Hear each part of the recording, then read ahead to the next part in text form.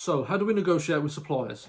Now, let's say you found a great supplier, the product's correct, and they're offering private labeling services. Inside, we have a lot of scripts that you can use to approach suppliers with. The most important thing is making them see the bigger picture.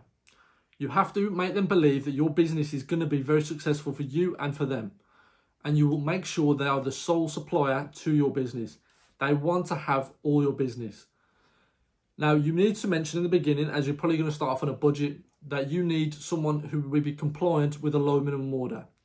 If you see the previous video about a good qualities in suppliers, make sure there's a good minimum order, as well as the ability to private label and customize the products. When negotiating, you can negotiate on price, but price isn't as important as having them compliant to making a good quality product and obviously making sure it's on time. So you don't want to hardball them too much, but obviously make sure you get a good deal. So in the beginning, don't make it seem as if you're this big company and you're very successful and you're the greatest in your industry. They're just going to see that you're obviously not telling the truth.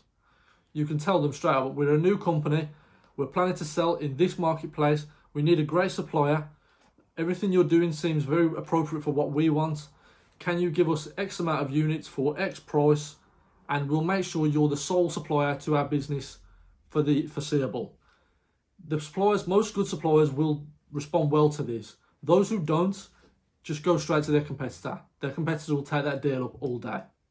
One trick I like to use when negotiating with suppliers is, there is a website known as 1688.com, which is basically the Chinese wholesale factory site, equivalent to Alibaba, but it's not known to anyone outside of China. So when you go onto 1688, you can translate the website from Mandarin to English. Once you do that, you can see the rough prices of those products, and therefore that will give you ammunition for when you negotiate with your supplier.